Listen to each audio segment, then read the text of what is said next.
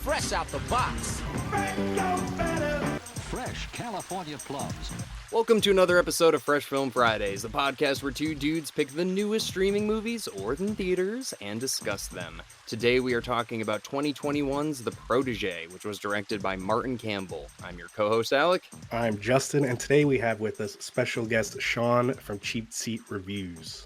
Hey, thank you for having me on. This is cool. Yeah, thanks for coming. Yeah, Shawn, so you are another person that Justin has met on Twitter, and I'm kind of curious again, how did you guys meet? Sure. So I think it was a couple months ago. I saw on Shawn, do you run your Twitter page? I do, yeah. Okay. I saw a post on CheapSeats about Revenge of the Sith. And it's one of my favorite Star Wars movies. And basically, CheapSeats didn't have the most positive things to say about it. And I was kind of like, whoa, this movie's badass. And Shawn was like, listen, you just got to go check it out. So I listened to it that night at the gym. And there were definitely some compelling arguments about some flaws that there may have been. But yeah, it was basically friendship after that.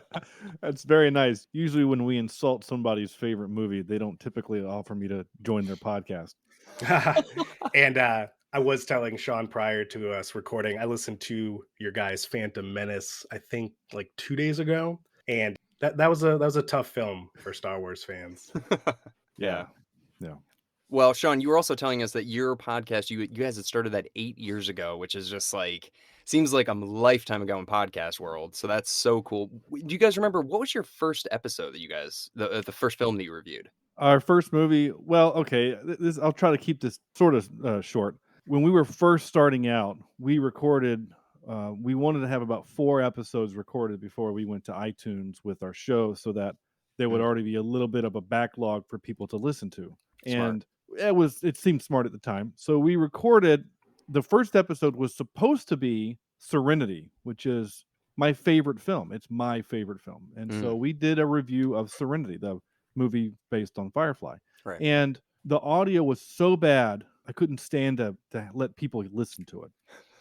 And then we did another movie, which I honestly don't remember what it was. And again, audio was bad. We had a lot of issues. So we were still just trying to figure things out. So the episode that eventually became our first episode was Beverly Hills Cop. Okay. I love that movie. Yeah, it was a lot of fun. And I haven't done it recently, but about 3 years ago, I went back and listened to it and thought, oh my gosh, how much we've changed since then. And because we have a lot of weekly segments that we do now that we just didn't have back then. I didn't even have a tagline for the show. We just started the show and just went for it. It was way less structured than we are now, and we're still not very structured, but we have some weekly segments that we do to kind of help with the flow. Right. I mean, that's, there wasn't like a blueprint for podcasts even back then. I know they've been around since the mid 2000s, but still everybody was kind of figuring it out. So it's really cool that you've been doing it for so long. Yeah. Well, jumping into this movie, so this is The Protege, which was released in theaters, I don't know, what was it, like 6 months ago? Looks like it was August. So I watched it on Amazon. I'm assuming you guys did the same? Yeah. I did Apple, and okay. This is the second film where we've been doing the, kind of offering the selection to the guest and they get to pick. So, Shawn, of the selection, why did you pick this film? I'm trying to remember some of the other ones you offered me. I'm pulling up Twitter. I think it was like Power of Dog, the new one with Ben Affleck, like the Tinder Book or something. We had the God Committee, Promising Young Woman, and Cop Shop. Those were the other 3. So You didn't want Cop Shop with Gerard Butler and what's his name? Grillo, the Yeah. Punisher. Yeah, no, that looked interesting. You're just a Sam J fan. Well, I do like Sam Jackson. You're right, and basically Michael Keaton and Sam Jackson. Assassin kind of movie. I like these kind of movies. We've done several of them recently. We did Ava not that long ago. The one with I think Michael Keaton, but Michael Keaton is the Sam Jackson role, and Right. Jessica Chastain is the Maggie Q role. That movie was terrible. It was really the problem is that, and that's why I'm really interested to see how the 355 does. Is there's nothing about Jessica Chastain that says she can be an action star. I remember that was with John Malkovich. I remember that one. That's who it was. John Malkovich was the thing. He was the guy. Yeah, Right. he plays a Okay. good bad guy. Right. Yeah. And there was somebody else, right? I don't It know. had Common in it, the rapper dude. Colin Farrell was in it. Colin Farrell, he was the kind of the heavy, right? He was the Yeah. heavy. Okay, Mhm. so Michael Keaton was in another spy protege movie with Dylan O'Brien. As the American Assassin. That's the one I'm conflating. I like that one too. I actually did like that one. I actually liked that one. Have you seen that, Alec? No, I feel like this is like your wheelhouse, Justin. These kind of movies. Assassin spy movies. I mean, I like them. I feel like assassin spy movies have been having a hard time lately. Like none of them like are like super good. I saw the Hitman's Bodyguard's Wife 2 the other day, Yeah. Oh yeah, and it was okay. It was all right.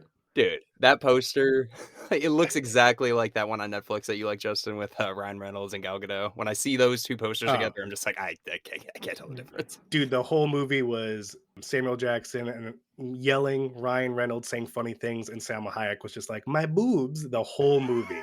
Yeah, yeah, That that's was exactly. it, dude. Yeah. So this one, this is kind of an action. I don't. What would you even call this? A spy? It's not a spy thriller. I mean, Espionage. espionage. Okay. All Like, right. fancy word. Okay. Okay. So, what did you guys think of like the performances, though? I mean, you were saying that you don't think that Jessica Chastain could play a convincing, like, badass action star. How do you feel about Maggie Q? Oh, I think she's good. So I've seen her in a handful of other movies. So I have watched the Divergent series because I'm a good husband and that's what I do. But the first time I think I remember seeing her was in, I think, Die Hard 4. Mhm. Right. She was in that. I'm looking at some of the other movies that I've seen. She was in Priest. I saw that. We did that for the podcast. That's another fun bad movie. She's in a new show that I've been having to watch at work. I don't even know if it's out yet. It's called Pivoting. It's like a sitcom on some channel, but it'll be out within the next few weeks. It's kind of funny. She's on that. I don't know. She's also in my favorite Mission Impossible movie, Mission Impossible 3. Oh, I don't with remember Philip that. Seymour Hoffman. Oh yeah, I love that one. Yeah, I do that's so too. good. Do the Yeah. trailer for that? I love it. He's just like smoking a cigarette. He's like, "I'm gonna fuck you. I'm gonna fuck your wife." Like, he's just that's not what he says. He doesn't say that. But yeah, so I thought she played a pretty convincing assassin in this. Justin, you being the espionage pro, what did you think? Yeah, she's good. She did a good job. I always think it's funny how like in these like good guy assassin movies where they don't take the money, like when they killed that Russian dude, she was like, I don't want your 3 billion. I would still take the 3 million, personally. Yeah, Samuel Jackson kind of said that. He was just like, "Come on."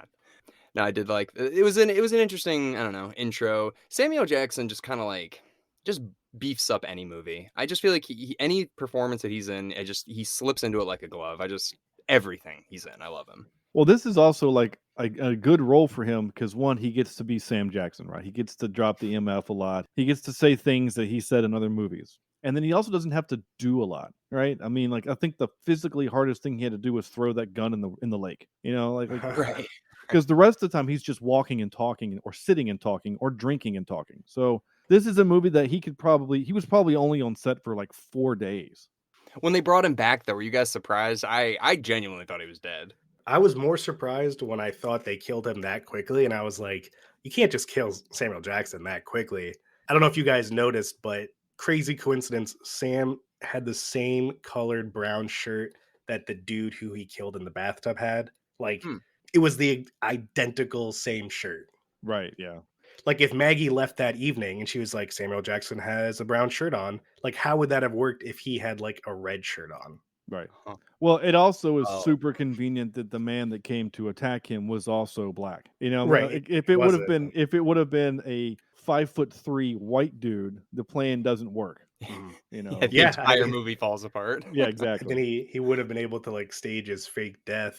I personally would have liked to have seen a backstory with Michael Keaton and Samuel Jackson. Like, I don't know how they could have intertwined it. Like, maybe they were old partners. Maybe they like are both such legendary assassins that they've heard of each other. Because Michael Keaton was badass in this film.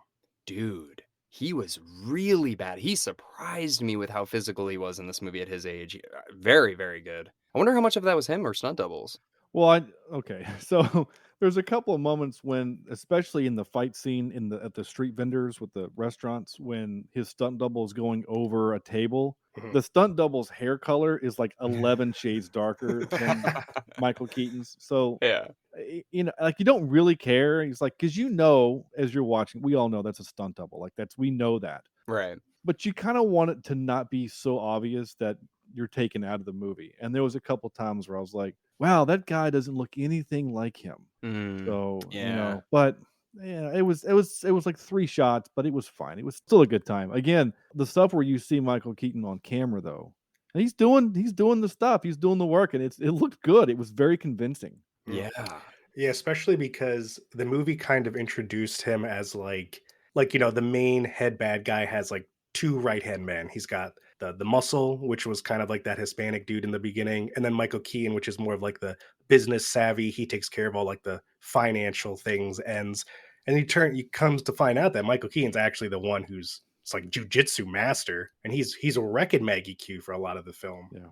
The one scene that really stood out to me with him is, my God, when he stabbed that guy's head through like the check, the little like needle Yeah. thing. Oh my Yeah. God. I like audibly out loud by myself, just like, oh my God.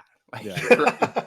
Yeah, I did a little cringe too. I mean, it was not quite as fun as I'm gonna make this pencil disappear, but it's pretty Right. close. Yeah. Yeah. Yeah. That's so iconic. Yeah. I mean, when I think of this movie, it feels kind of like Kill Bill and John Wick had like a baby in a way. It's Justin. Do you remember Jolt? Remember when we covered Jolt with Kate Beckinsale? How could I forget? Yeah. Of course, yeah. This is like 10 times better than that, but it just kind of got bogged down in the plot a little bit for me.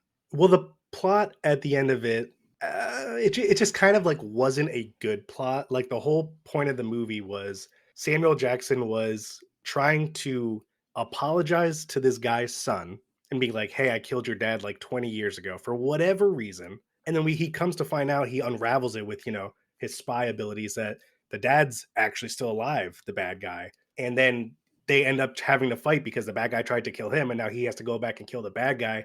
And I was kind of like, that was it? Yeah.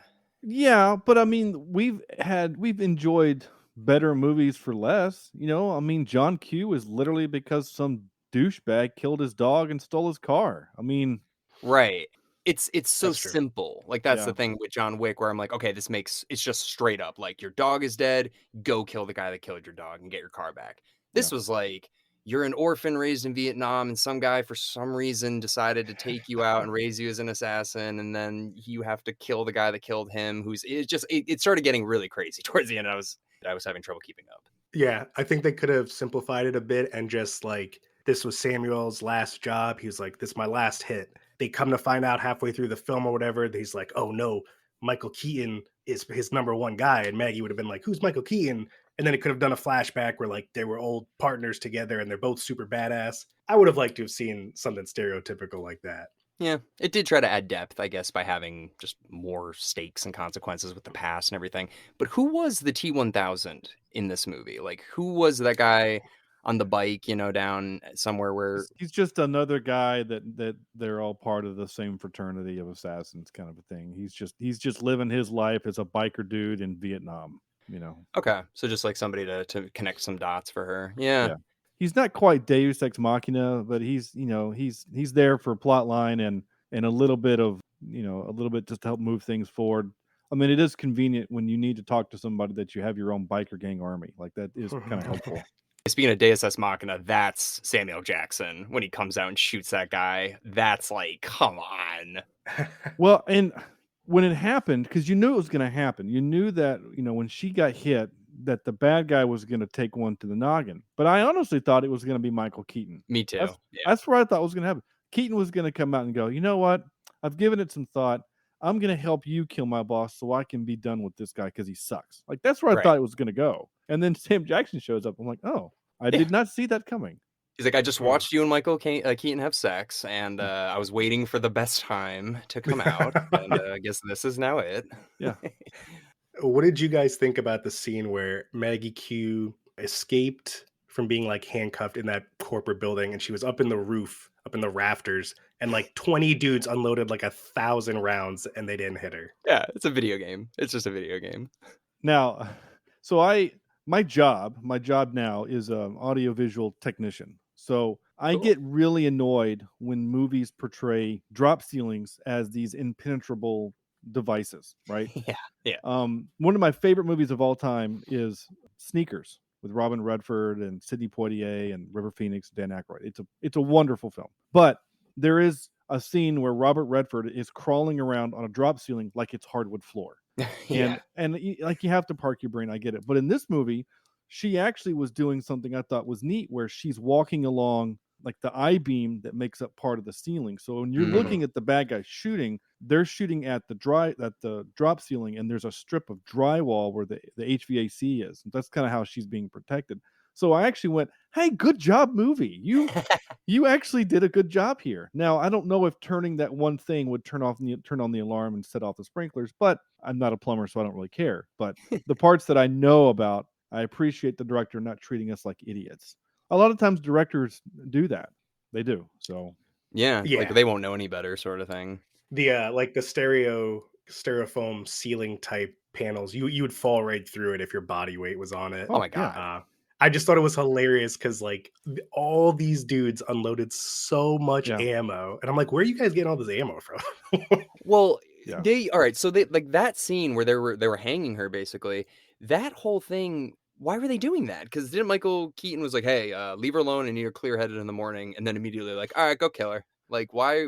Why are they doing that? Okay, so it's a different scene, but the hanging Oh. scene, the what I took from that was Duquette. Basically, he hates Michael Keaton, and so he knows he can't go after Keaton directly because the boss will be pissed because he and the boss are close. But Mm. if he can blame her death on Keaton before she gives up anything, then the boss will give him the green light to kill Keaton. That's the whole purpose of that. Right. Okay. Yeah. That was his motivation. The plot needed her to escape, which is why it happened. But that was his motivation, is to send some dudes in there to hang her. Okay. That does clear it up. Yeah. That whole escape. I mean, it was cool. It was cool. It was a little bit much, but good for her. You know, she needed to get out. So that is a way. Yeah. Yeah. It was also, I felt like the other number two guy didn't like Michael Keaton because he was like, they're both kind of number two guys, but Michael Keaton's a little bit higher up on the chain. Yeah. And he just wanted to be like, listen, I don't work for you, I work for the boss. And he wanted the info, which is also then why he tried to put a hit on Michael Keaton, and he like killed 10 dudes in that fight scene. Yeah. Yeah. No, it's crazy. In comparison, Justin, because you like these kind of movies, would you find this as like in the better of the bunch? I mean, it depends what we're comparing it to. Like, are we comparing it to like the top of the genre, which I would consider like James Bond? Or are we putting it towards like the very super bottom, which I don't know, what would be the bottom? Like Jolt? Ava. Ava. I feel like a lot of these movies fall into like a C range category where you could throw them on any day of the week and you'll be pretty entertained, right? There's mildly good acting. There's enough action where you're like, oh shit, that was cool. But the plot isn't gonna be like, I'm not gonna text Alec and be like, dude, you gotta check out The Protege. It was sick. Right. Shawn, what do you think about that? Yeah. So you talking about the different tiers of movies. That's a really good way to group this, right? So you have like your Daniel Craig series, which, to be fair, this guy directed Casino Royale. Oh, okay. You know, like this has got some muscle behind it. I mean, not with just the actors, but Martin Campbell directed Casino Royale and The Mask of Zorro, and unfortunately, he also directed The Green Lantern. But he did Goldeneye, which, you know, is the best of that quadrilogy. He also did The Foreigner, the Jackie Chan movie, Yep. which isn't really a Jackie Chan movie. It's actually more of a Pierce Brosnan movie. It just happens to have Jackie Chan in it. But to my point specifically is like, so like, where would I put this movie? This movie reminds me not just of Ava because it's very similar, but this is also like From Paris with Love. That's that John Travolta one. Or, Yeah. you know, 3 Days to Kill. Or, you know, like there's, it feels like there's this group of movies that are beneath You're Born and your Casino Royale and things like that. So of that grouping, though, I would put this nearer the top, like American Assassin, same grouping, right? Yeah. And I would put this kind of actually with American Assassin because I like American Assassin. I have a good time with it. As weird as it sounds, the torture scene when they're torturing Michael Keaton made me laugh. I don't know if it was supposed to, but it did. It's just because Michael Keaton's great. You know, Yeah. so like even in this kind of movie, I had a good time with this. I would rank this a little bit higher on my B level type movie thingies. Well, it sounds like the franchise thing is kind of more what you were talking about with like Mission Impossible and Bond and Bourne and all that stuff. Could this move into that category? Because it does end.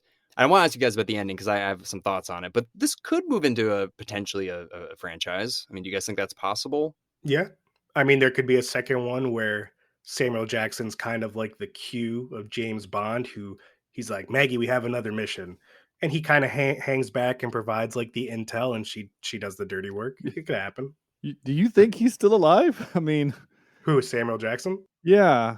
Yeah, I think so. You do? You think he somehow planted the bomb and then was able to get out? I mean, that was a nuclear explosion. You know, like He's like, I don't plan on getting out of here. He did say that. I will say this: the bomb. You see the bomb, like you see it, and it had a cell phone attached to it. Mhm. So I kind of see your idea there, where I could see where somehow Jackson forces the guy to stay in there. Maybe he handcuffs him to the chair or something, and then he gets out and calls the phone. I'm down with that idea. It's possible. I mean, it does say Samuel Jackson is the most notorious assassin.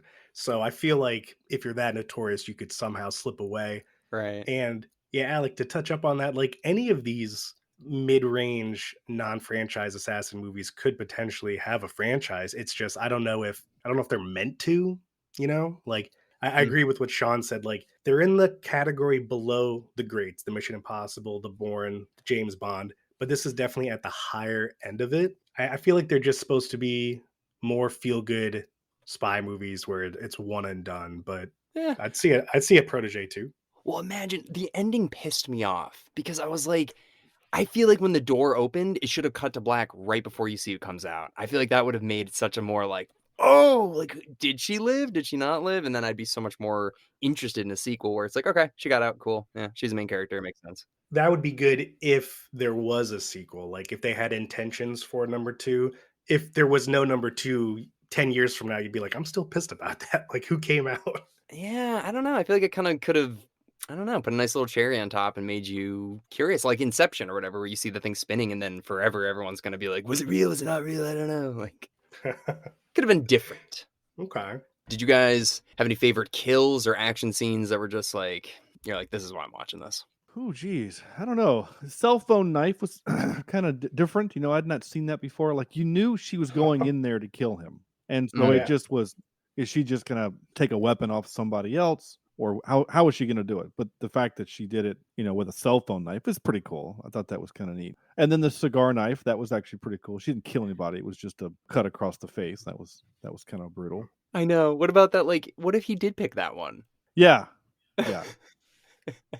There's so many little things like that. You're like, she, she's not gonna really screwed up her plan. Same thing with the short haircut where she's like going into being a caterer. I'm like, she doesn't look that different. I feel like anybody could pick her out pretty easily. Yeah.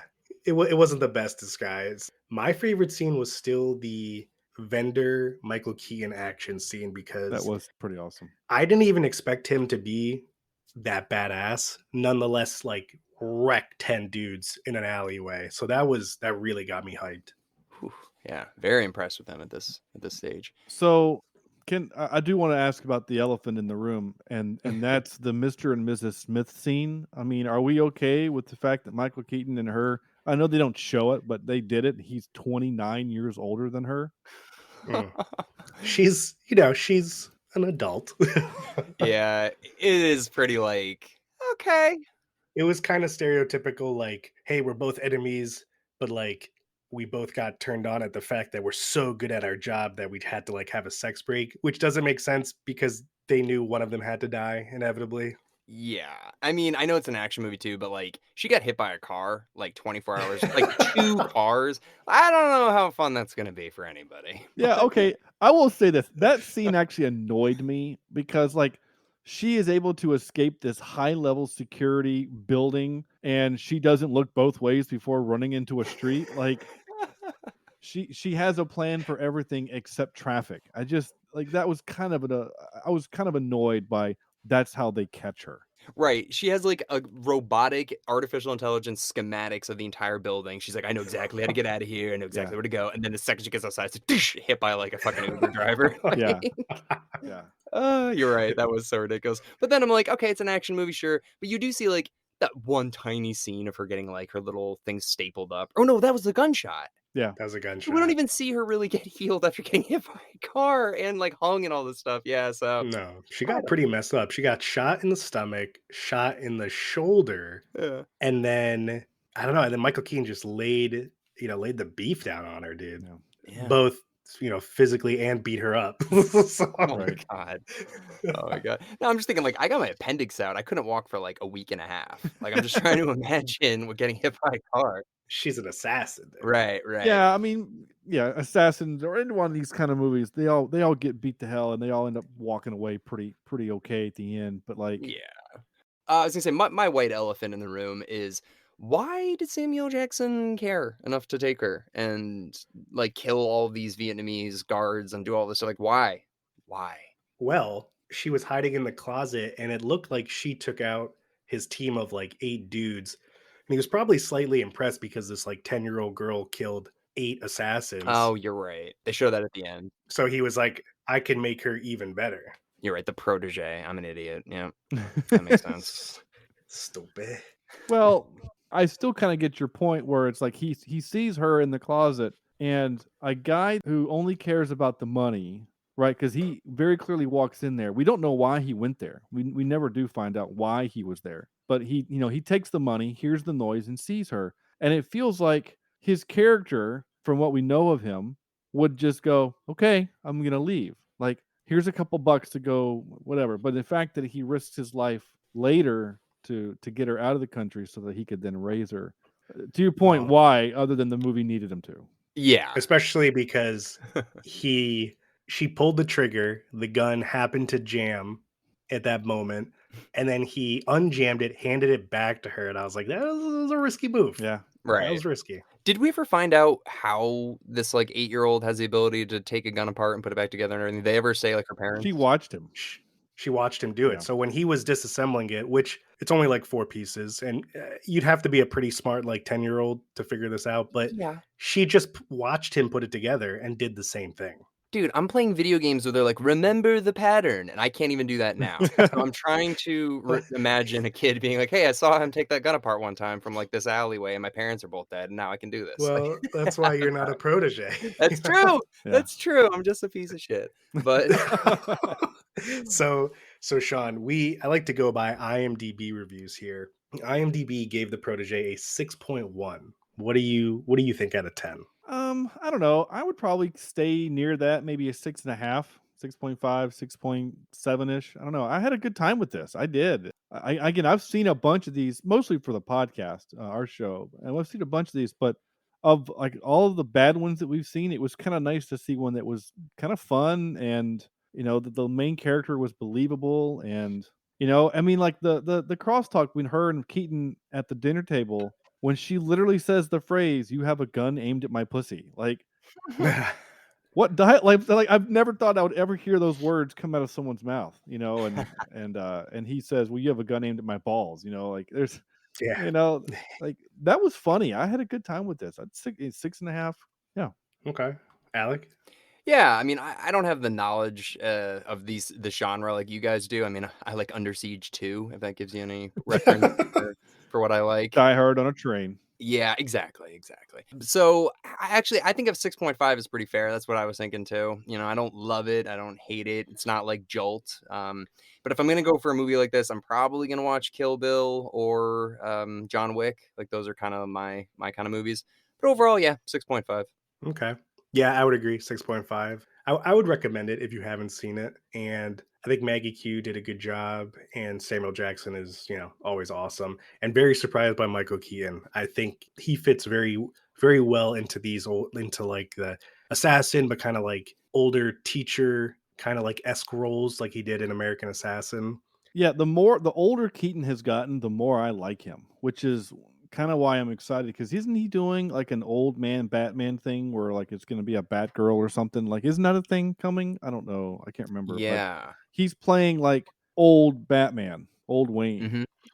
I heard something about this, but I don't know too much about it, to be honest. Yeah. Yeah, actually, when I was on that So Wizard podcast, they were talking about that. Yeah. They were talking about how he's coming back. So I was like, that's pretty cool. Okay. All right. I've been meaning to give the Michael Keaton Batmans another rewatch. It's been a long time. Sure. They're fun. Yeah. They're- Shawn, do you want to tell everyone where they can get you your goodness at? Absolutely. So I'm going to read one more note of mine before I do that. But this Oh, cracked yeah. me up. This just made me laugh out loud. So I'm watching the movie, and again, when you watch movies for podcasts, you watch them differently. You know, you're looking for little things, right? And also, I'll admit I have worked on TV and film before as a sound guy, boom operator, crew, stuff like that. Nothing as prestigious as Alec, but stuff, right? And so I'm always looking for like, boom shadow or a microphone, just things like that. Anyway, my point is that I had to laugh when it showed Sam Jackson's on the phone with whoever his employer is that hired him to kill the Russian, and he goes into a coughing fit, and so she pulls up the phone transfer, and it shows the little transfer graphic. There was Yeah. a €9 charge to transfer $7 million. Pretty cheap. And I thought, that's not, it's not that bad. But then again, if it, you know what I'm saying, but like €9 is still like, what if it was only a $10 charge, transfer? Like, that's a lot. That's like, so anyway, that just made me laugh that they took the time. Some graphic kid, in the studio took time to make sure, they would charge a transfer fee. So anyway, I just, That's That is interesting that someone thought of that, and that they probably thought of that purposely because someone would be like, "There's definitely going to be a transaction fee." But even them thinking that and then it only being $9, isn't it like you can't even bring $10,000 on a plane? Like Venmo's cool with 7 million euros or whatever. yeah. Yeah, you definitely can't. Like, I don't think in the real world you could like wirelessly transfer that much money without No. someone physically being present somewhere to okay it. Yeah. Yeah, but in these movies, it's always like this, right? It's always like, oh, just transfer it to my account in the Caymans. I'll text you the account number. It's always stuff Yeah. like that. Which is like, no, you don't. I'm not going to give you my account numbers in a text message that you're going to have forever. But Yeah. Yeah, because even on Venmo, when you like Venmo your buddy $5, it'll be like that'll be 3 business days. But here they're like 7 million euro instantaneously. Yeah. because we need it to Insane. be. Yeah. So my podcast, Cheap Seat Reviews. We are the podcast that explores the Hollywood film industry for the greater good. We are on Twitter, Facebook, all the normal places. Our website's cheapseatreviews.libsyn.com. There you can look back at all 378 episodes. Surely you'll find something worth listening to in that stack. Go back and listen to episode 1 and feel either upset or, whatever, however you feel. That's so cool. Hey, listen, I didn't really mind the Phantom Menace. I like, you know what? Maybe my opinion will change in a decade, but like right now, I like all Star Wars. The new trilogy kind of rubbed me the wrong way. But maybe in 10 years, I will see them differently than I do now. I love that, Justin. Ryan Johnson's still a fuck now. I'm gonna say that. Dude, I'm just saying, and listen, I know from the graphic novels and short stories that Leia did Jedi training in between the movies. Great. I'm well aware that they tried to train her in case it didn't work out for Luke. I gotta point it out there though, that she would have died immediately from that explosion. And then she was propelled a mile into space where she would have been even more dead. And then she somehow came back to life and shot herself into the ship. Here, let's All they did was put gauze on her head. let's save it for let's stop recording and then we can talk about it because I gotta edit this. So let's reel it back into the Protege. Okay. We'll keep talking afterwards. So thank you, Shawn from Cheap Seats. Check out their podcast. Again, if you're listening to this, I'm reaching out, or reach out to me on Twitter, and I will provide you a list of movies for you to pick. And then what's coming on Monday, Alec? Yeah, so this Friday, today, so we had Book of Boba Fett and we had Troll 2. So those episodes came out this week if you haven't had a chance to listen to those. And then this Monday, it's either going to be Curse of Chucky or it's going to be the author or the director episode that we're doing. So I don't know. Oh, okay. So there will be an episode on Monday. I don't know if it'll be Curse of Chucky or if it'll be one of the other bonus episodes that we're doing. So there will be something, but I don't know what. But anyways, Shawn, thank you so much. Always awesome to like hear about people that have been doing podcasts for a long time. I feel like I learned a lot just listening to you and your experiences. Yeah, thanks for having me on. This has been a blast. This was fun. Awesome. All right, guys. Well, thank you so much for listening in, and we will see you next Friday. See you.